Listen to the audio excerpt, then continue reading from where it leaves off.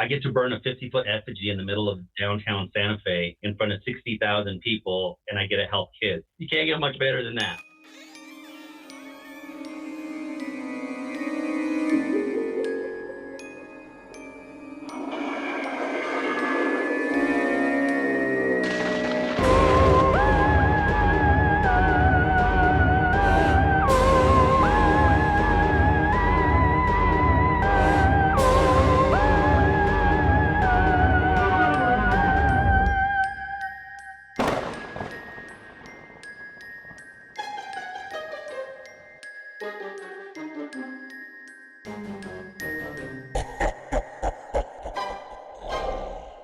This is We Bleed Orange and Black, the podcast for Halloween and horror lovers. Join us as we interview creators, discuss our favorite horrors, and share original spooky stories. I'm Jeff C. Carter, and this week we're talking with Ray Sandoval about the burning of Zozobra. Ray Sandoval is a native of Santa Fe. In 2012, he led President Obama's New Mexico campaign. Since 2013, he has served as the Kiwanis Club of Santa Fe's event chair for the burning of Zozobra. Welcome to the show, Ray. Hey, thank you so much. I'm glad to be here. Ray, I know you've organized many festivals, but there's one festival that I have to ask about. How did your Dia Di Muertos celebration come about? To be quite honest with you, it came about from Zozobra. Zozobra is what we like to say the original Burning Man, and I know we'll get into that. It's also a way for everyone in our city to kind of come together. And one of the things that we had a really difficult time doing was reaching out to our new immigrant population that lives on the south side of Santa Fe. Growing up with Zozobra, having that kind of in your DNA, it kind of makes sense for folks. For our new folks who are moving in, they couldn't make that link. And so I felt like I wanted to do something that would make sure that everyone felt welcome on our plaza. You know, our plaza is the heart of our city. Almost everything that's important occurs there. It's where people go. It's where our tourists go. It's where our locals go. And it's such an important space that I really felt like I wanted to make sure that everyone felt welcome. And then seeing the movie Coco, I got this idea of like, how could we throw our plaza into black light and just make it this amazing, mystical place that everybody knows so well, but if we could really decorate it and if we could really bring it out, it would come out into something that was really special. And I got to tell you that it's quickly moving up my heart into one of our best events. There's lots of participation by lots of our locals and lots of our immigrant community, and people just really embraced it. And to have this idea of having this kind of glow-in-the-dark fantasy on our plaza is really great. Awesome. Yeah, we have a sweet spot for Dia de los Muertos here on the show. I can imagine. Absolutely. Yeah.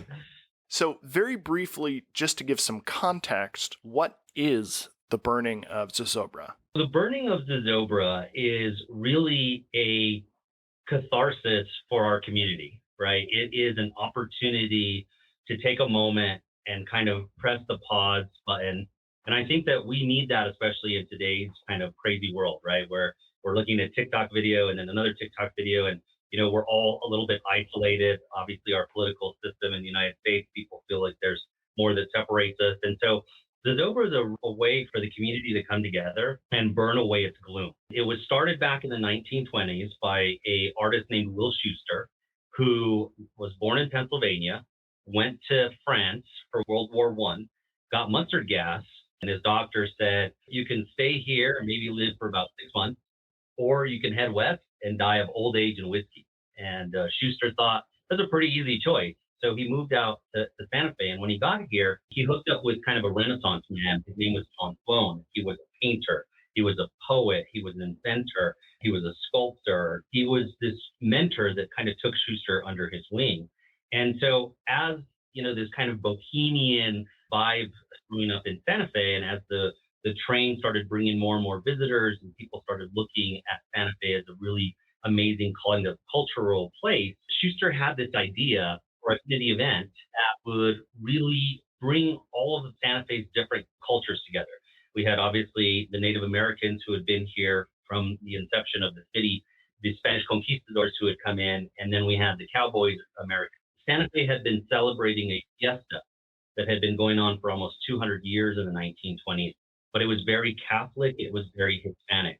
Schuster did not feel like this was a great way for everyone else in the community, our Native American folks and our pioneer folks didn't feel welcomed in this kind of celebration. And so he comes up with this idea that you can write down what's bothering you and burn it away. So he has this concept of what can we physically write down whatever's bothering us, our anxiety, what's our gloom, what's our sadness, what's our depression, and then burn it away.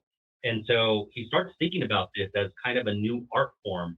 And he's then further influenced when he goes to Mexican City and he sees that they have the effigy of Judas that they parade on Good Friday through the streets, and people spit at it, they throw their shoes at it, and ultimately they land up in their plaza and they burn it. Here, Schuster then puts these two ideas together. But one thing about Zozobra, that Zozobra is not a political figure, it's not a religious figure. Zozobra is really a specter that is materialized from all the gloom we as human beings put out. There's this negative energy that kind of goes into the ecos, and then it gathers. And as it gathers, it starts materializing until we have this 50-foot tall specter that wants to come in and ruin our city. So it's this amazing event where we construct this 50-foot effigy, and people give us old love letters, they give us divorce papers, they give us arrest warrants or speedy or anything that symbolically tells about their gloom. And we stuff them into Zozobra.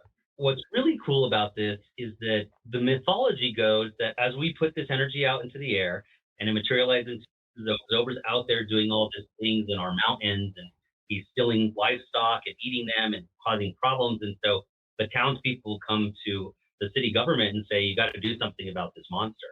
And so the city elected decide, well, let's invite Zozobra to the Santa Fe Fiesta. And we'll say that we're inviting him as a guest of honor for his own party. And there's some subterfuge going on. The city officials want Zozobra to get out of hiding. And Zozobra, this is his Trojan horse. He's being invited to the middle of downtown Santa Fe, and now he can kind of wreak havoc. And so Zozobra accepts this invitation and shows up with a bow tie and a cummerbund and some cuffs, and he's decked out because he's quote unquote the guest of honor at this party. The town gathers and there's some entertainment. And at some point, Zozobra says, okay, I'm done with this farce. And so he uses his powers and he plunges the city into darkness. He's now going to take over the city. And what he's decided to do is that he takes Santa Fe's children away from their parents, devoids them of any kind of hope or any kind of aspiration, and they become his minions, which we call the gloomy. And so these children now start parading out in front of Zozobra to start attacking their parents. So the city kind of freaks out because they didn't expect this turn of events. So some really fearless city folks grab torches and pitchforks, kind of like, going after Frankenstein. And so they light these torches and start coming after Zozobra. Well, this is kind of ridiculous. These are flies in the pot now. But what it does have the effect is that the light from the torches wake up the kids from this trance that Zozobra is into, and it kind of reminds them of who they are. And so they run back to their parents. And Zozobra gets infuriated at this point. He starts, groaning and moaning, and the townspeople just get afraid. And so they drop their torches and here's the special thing that I really love about the mythology is at this point, Zozobra's going to win. There's nobody to stand up against him and he's going to come in and go into the city.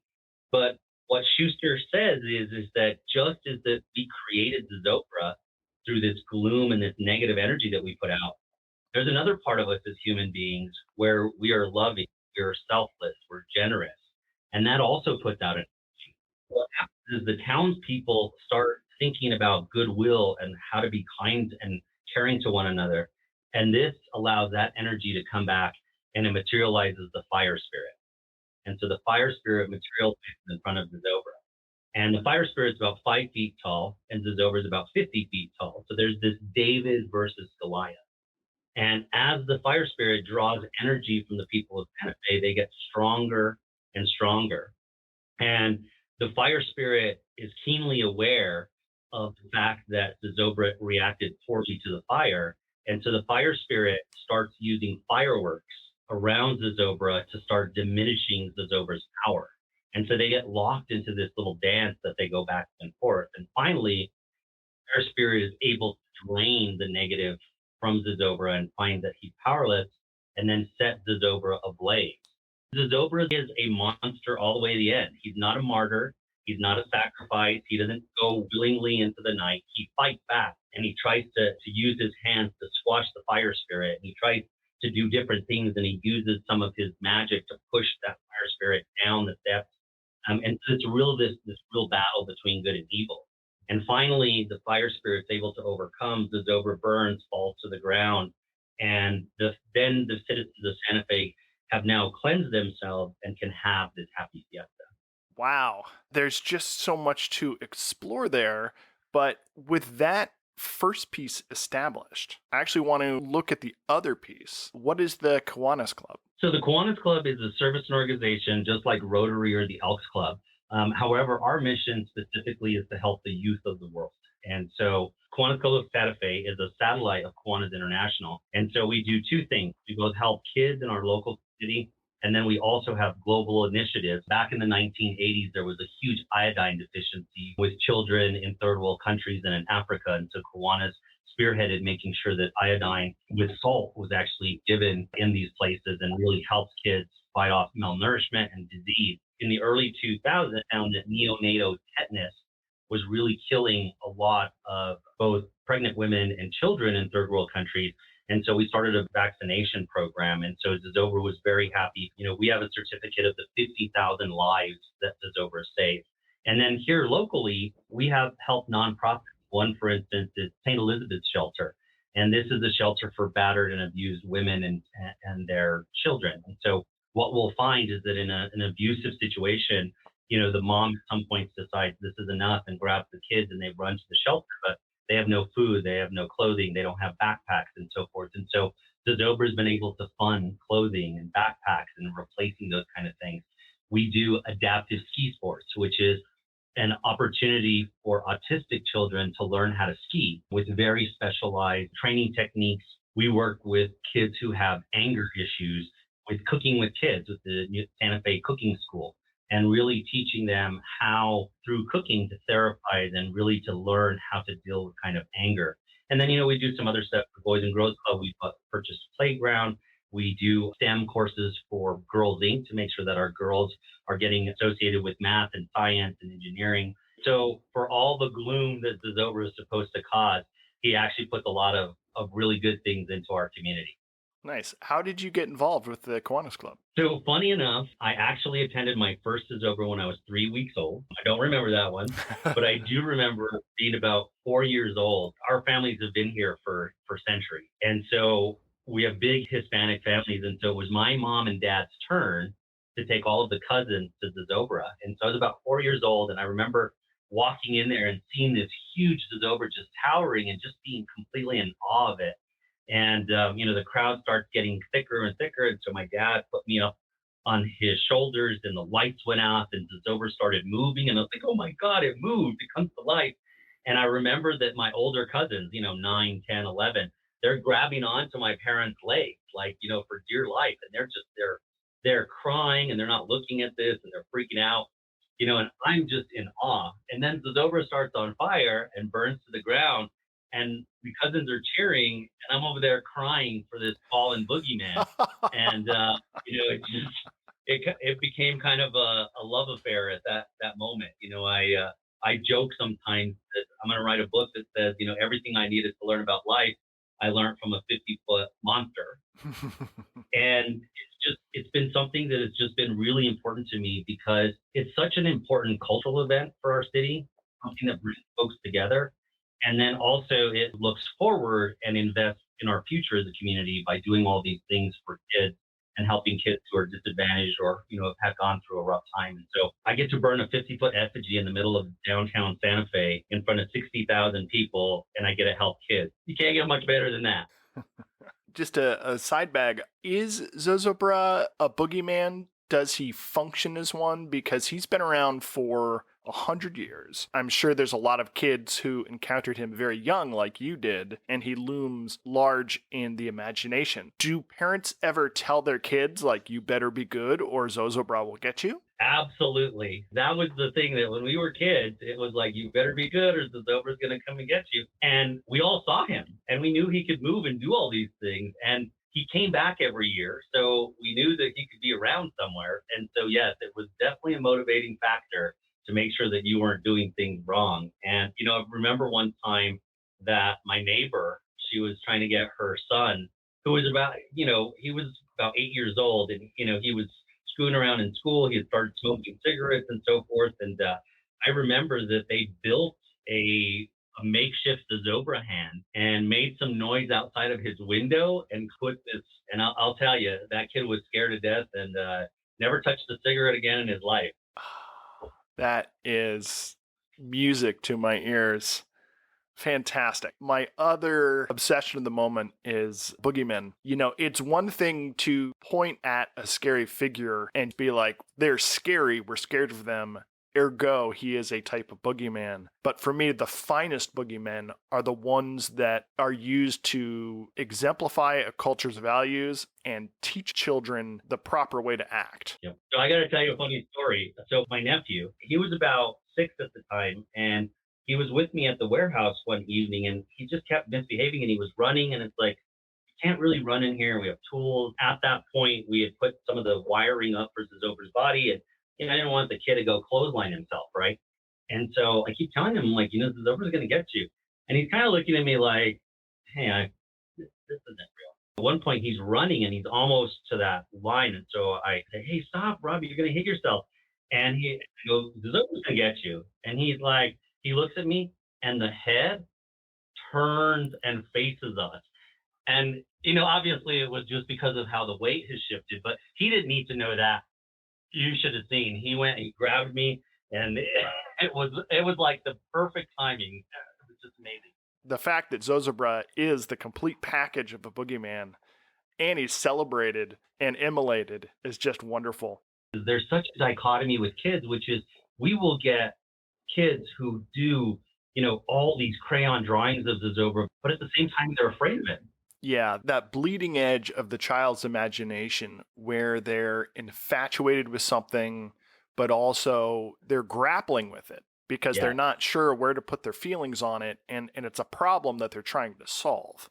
Coming back to it again and again, drawing it, making up songs, wearing costumes, dressing up as the thing doesn't mean that they've necessarily conquered the fear of it. They're just grappling with it. I could go on. So not only is Zozobra a giant in mythology, he is quite literally a 50-foot tall marionette. Can you tell us a bit about how it grew over the years and how it's constructed? Yeah, absolutely. Well, first of all, I will tell you that, I will give a lot of credit to Zozobra's creator, Will Schuster. His IQ must have just been off the charts because we still use the exact frame. We've just beefed it up and made it larger, but it's the exact same frame that he came up with in the late 20s. And what's so interesting about this is I'll just give you a little bit of an idea of how brilliant this is.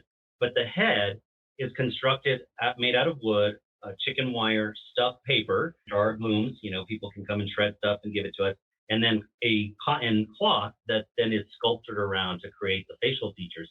But the frame itself is that it is a center post that goes through the head, and then there's a rectangle that sits on the top of it, and then these weird trapezoids that are put at different sections down the center post, and they work to make the perfect outline of a human skull. If somebody came to me and said, how would you sculpt this? It definitely wouldn't be hollow. It's absolutely amazing. One of the other things that we wanted to do was, as we led up to the 100th Zozobra, was to take this idea of the Zozobra mythology and turn it a little bit on its head. I told you that Zozobra would show up with a bow tie and kind of a cummerbund, and he had been that way for years, decades. And so the only question about Zozobra's appearance that would change would be the color of his hair. And we thought we would have fun by going back to each decade leading up to the 100th. So in 2014, we created a Zozobra that had a handlebar mustache, was bare-chested, and had his hands tied behind his back as he appeared in the 1920s. In the 1930s, Zozobra had gotten really, really quite fat and bald. And part of it was because the 30s during the Depression is that Zozobra was consuming so much gloom that it actually fixed his weight line. But here's something that's really interesting is that Schuster then comes back and says, I got to come back and get Zozobra into a different mindset because who will be afraid of this fat guy, right? And so all of a sudden in the 1940s, and this is what I call my golden age of Zozobra, is that Zozobra gets this slender waistline and he becomes very much more goblin-like, and the ears now are a little bit bigger, and he's now scarier. We took that for the 1940s and went back to a really kind of gloomy Zozobra. For the 1950s, we put on a sweater for him, and we called him Father Knows Worst, right? We had a little bit of trouble because, during the 50s, after the war, the United States was doing so well that it was a hard time to kind of look at the balloon. The 1960s saw him in a leather vest with some fringes on it. And even though he tried to make that peace sign, he couldn't make himself come to it. So that was a lot of fun. In the 70s, we actually put him in the Saturday Night Fever John Travolta suit. Classic. And we gave him a little hair on his chest, gold chain, and we had a lot of fun with that. In the 1980s, we actually made him into a Thriller zombie. And so he wears the red jacket from the Thriller. And for the first time, he had a very light colored green skin instead of being ghostly white. For the 90s, he sported some really cool suspenders with those wallet chains that everybody wore. And for the first time, he had tattoos all the way up his arm. And the idea of this was that even though there's a ritual to how we vanquish our boogeyman, you still should be able to have fun and really ignite imagination. And so what we've seen through the Decades Project is that we have many more kids now who are engaging. And because we've given them the permission to think about Zozobra in different places, in different ways, and dressing him up, we've just seen an explosion of creativity and really Zozobra even setting himself even more so within the mindset of Santa Fe, and it's been wonderful. It is so great to see it evolve from a 6-foot effigy of Judas from hundreds of years ago in Mexico to this 50-foot tall marionette that changes with the times. How long does it take to build Zozobra, and how many people are required? So it takes about 2 months, and that's working, I would say probably about 5 days out of the week. We have a core group of about 10 people who do the frame. And then what we have is we have a community stuff day and pizza party. And so we invite all the kids from the community to come in and stuff Zozobra. We treat them to a pizza party and to some ice cream from Dairy Queen. And I can't tell you, it's insane because his body is 50 feet itself because of the fact that the way that his ghost tail kind of drapes. And Zozobra has no legs, right? We were talking about the fact that he was the manifestation of this specter. And so think of Casper the Ghost. Casper the Ghost doesn't have any legs. So Zozobra doesn't have any legs.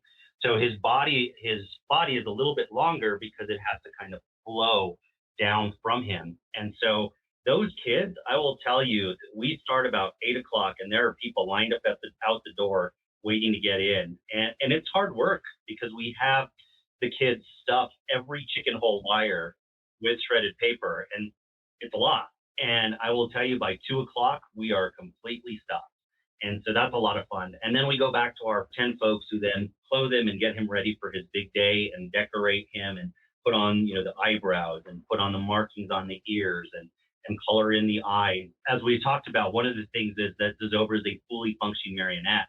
We have recently modernized the eyes, which those are now all robotics, and they're controlled by remote control. In the past, these used to be pizza pans that were on one side was a piece of elastic and then another rope, and so you'd pull it and it would move the eye, and then the eye would go back into position. And so that was kind of cool.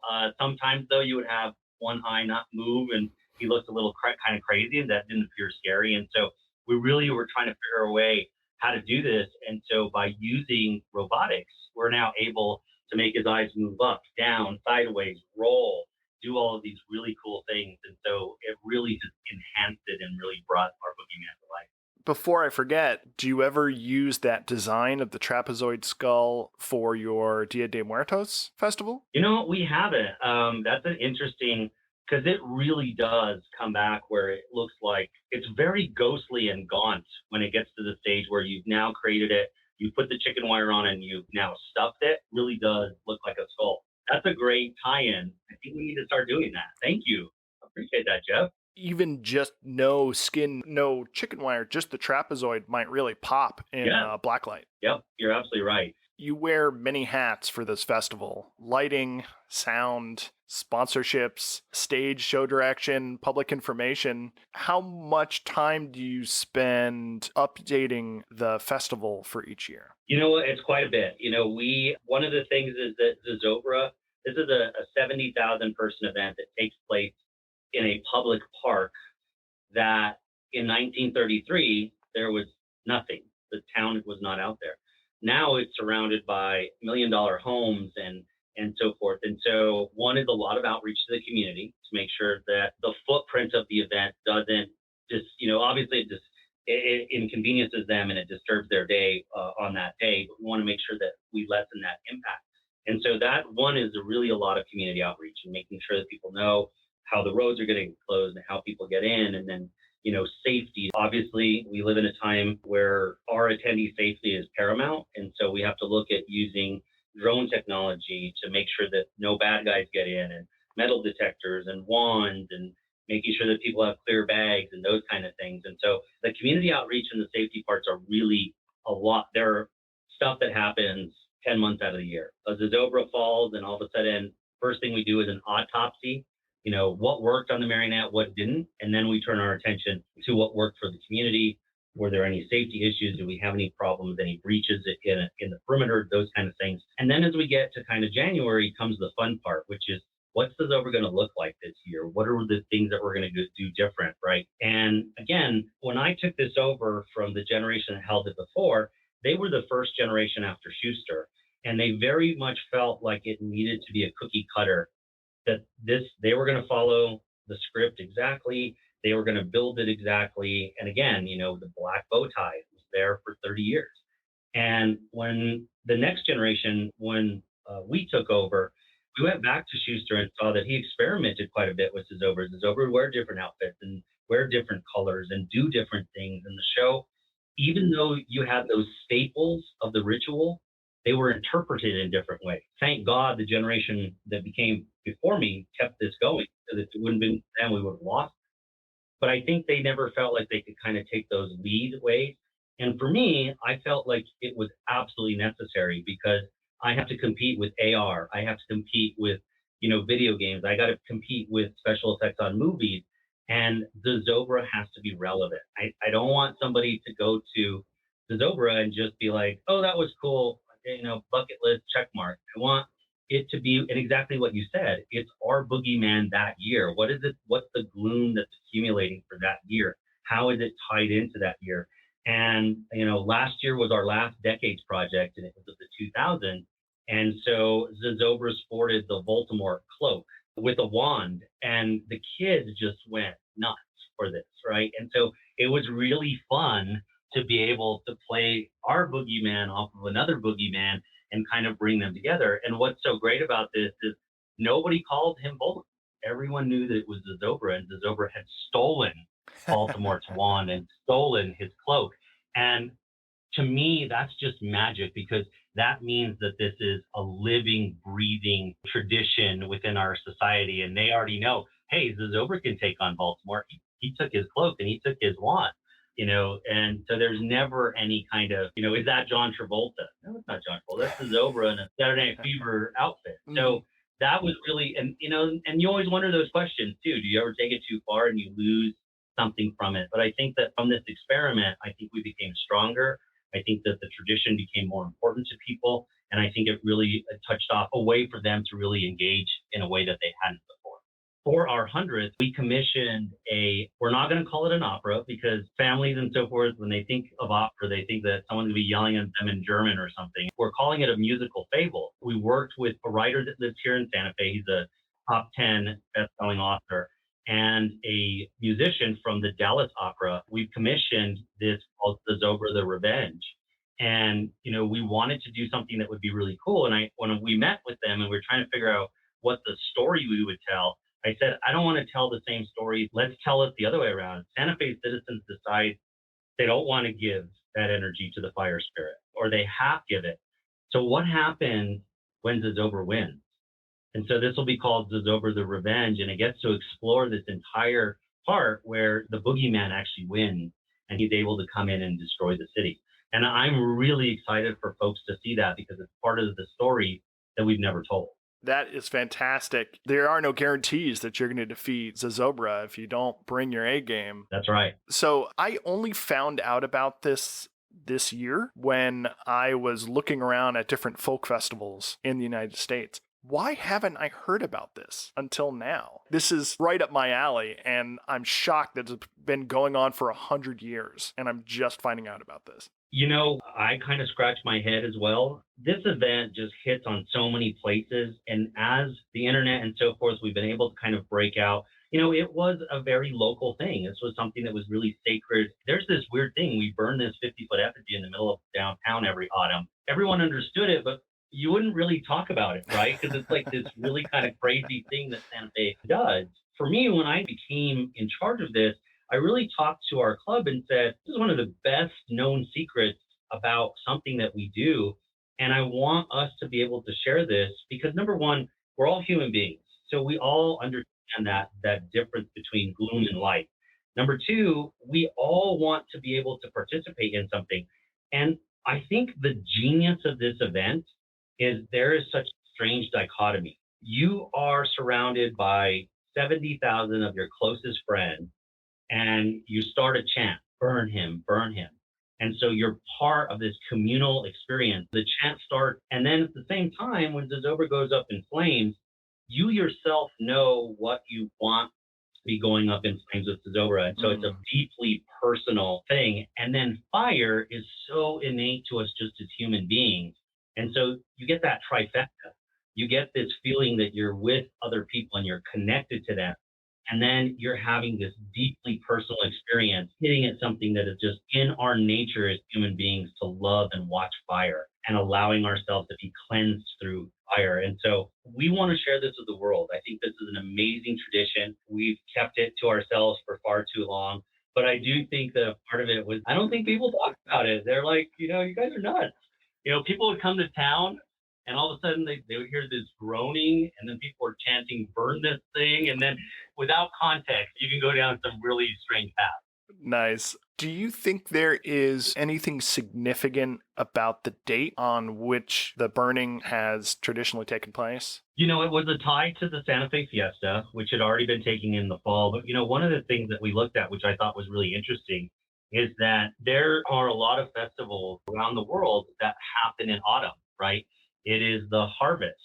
And so there's a lot of these festivals that came up, the reason the school year starts in the fall. There's all these different things. And so it really is an interesting that end of the harvest from just a human civilization and the celebrations that came out of there. We're really, really happy that Zozobra kind of goes there. And, one of the interesting things that people tell me all the time is what they're doing for New Year's Eve. And they're like, oh, no, Zozobra's my New Year's. That's my New Year's. I make my resolutions to be a better person, when I go to Zozobra. And that's so profound. We just talked about this where you can use the Boogie Man as fear. But the other thing I think that we don't teach our kids enough of is that life is hard, right? So, you watch a Disney movie and, the princess and the prince, they get together and they live happily ever after. Nobody has any problems. Okay. Well, that's not life. There is this tug between gloom in our lives and brightness in our lives. Part of this is as kids get older, when we're not explaining this as the Boogie Man, we're explaining this as this idea between the two halves of ourselves as human beings. Are you going to be a force for good and light and put light out into the world? Or are you going to be Zozobra and put out gloom and darkness into the world? And so as those kids start maturing in it, now he takes on a completely different way for them to be able to deal with the two halves of each of us, which is there are times that we're gloomy and bad, and then there are times that we're selfless and we're great. What a way to encapsulate the entire tradition. Agreed. Where can we find more information and where can we get our tickets? BurnZozobra.com is our website and has lots of information for just kind of a history. We are working on a 100th documentary, so that will go through the history and just exactly how Zozobra has impacted and changed. And so we're going to be very happy to share that with folks. We'll be having that on our website as well in August. But please come out and check on it. This is one of the best unknown cultural significant festivals that we celebrate in the United States.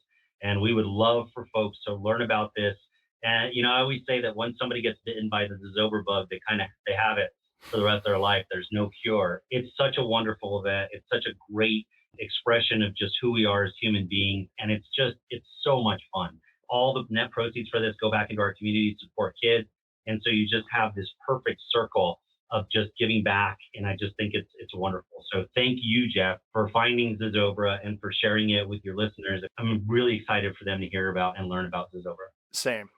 Me too. Yeah, I've been like figuratively on fire about this since I found out about it. I bought a shirt right away. I was like, I have to know more. This is incredible. Thank you for being on the show, Ray. Thank you, Jeff. I really appreciate it. I love the conversation. And I'd love to invite you to be my guest at Zozobra. It gets a little smoky, gets a little hot, and a little loud. But as long as you're okay with that, I think you'll have a great time. I'm there. Please subscribe and follow. Links are in the show notes. You can find me at jeffccarter.com and hit the link to pick up my collection, We Bleed Orange and Black, 31 fun-sized tales for Halloween. Until next time, stay spooktacular.